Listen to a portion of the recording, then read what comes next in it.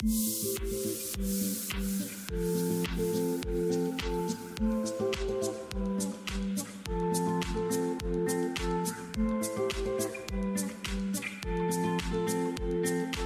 tayo ngayon sa Church of God, Dasmariñas. May nakapaskal sila dito, which is yung verse Ephesians 3:20, na ibig sabihin ay, "Now to Him who is able to do immeasurably more than all we ask or imagine, according to His power that is at work within us." And that is Ephesians 3:20. Okay, so hello everyone, isang mapagpalang araw po sa inyong lahat. Nandito po tayo ngayon sa Christian Church, which is yung Church of God, and mag-interview po tayo ngayon to know how kung gaano ka-importante yung buhay nila kay God and to know their culture and belief. Good day everyone. Ako nga pala si Christian. And ngayon mag-interview tayo ng isang COG member or pupunta siya sa COG Dasma. And kasi gusto namin malaman yung opinion ng isang Christian kasi tulad namin sa isang group, magkakaiba kami ng religion. So sana may mga matutunan tayo ng video na ito. Ako po si Joshua. Nag-church po ako sa COG Dasma. How do you show respect and understand to people from other religion? Pinapakinggan ko lang po sila without judgment kasi alam ko po may iba't ibang religions po tayo. And kasi nag-focus po ako dun sa common po, which is yung love, kindness, etc. Thank you po. Kayo po ba sir, sa tingin mo, why is family important in your faith as a Christian? Important po yung family kasi po dito po tayo unang nararanasan yung love, kindness, patience. Tapos sila din po yung nag-set po sa atin through beliefs po. How do you practice forgiveness in your daily life?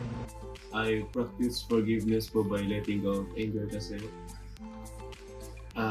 yun po ang tinuro sa akin. And alam ko po hindi po ako mag-grow kung hindi po ako magpapatawad. So pinag-pray ko po na bigyan ako ng lakas para patawarin sila. What do you usually do to stay close to God? Ano yung mga karaniwang ginagawa niyo para mapanatiling malapit sa Panginoon? So mga ways ko po is nagpe-pray po ako kay God every night bago mag-sleep. And nakikinig po ako ng mga gospel po, video gospel po. Then sa TikTok po, nanonood po ako ng mga gospel din po. And nag-church po ako. So, interesting. Paano po kayo nakaka-build ng stronger friendship and sabihin na lang natin bond sa church? So, para po makasupport po ako, nag-share po ako ng mga share post po sa page nila, sa FB ko para maging aware po sila. And sa mga orgs po, sa mga youth ministry po, ganun po. Ano po ba yung usually na orgs na meron sa COG?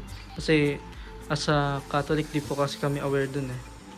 Ano po, may youth ministry po, may music ministry, tapos meron din po sila mga video ministry.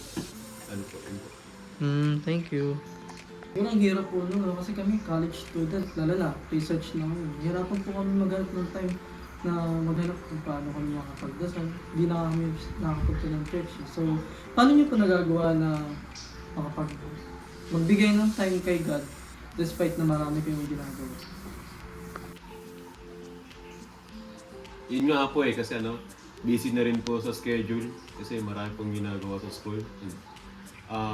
Pinapaalala ko lang po sa sarili ko na si God po yung priority sa buhay ko and prayers lang po every night na paano po yung faith ko.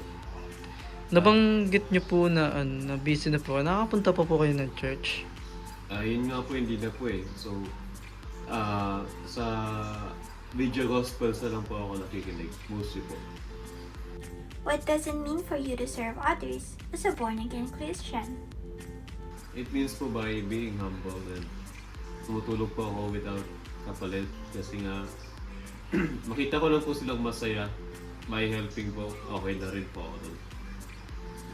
Kayo po ba, ano pong masasabi niyo at paano niyo po binabalanse yung pamilya niyo po, yung school at yung pananampalataya?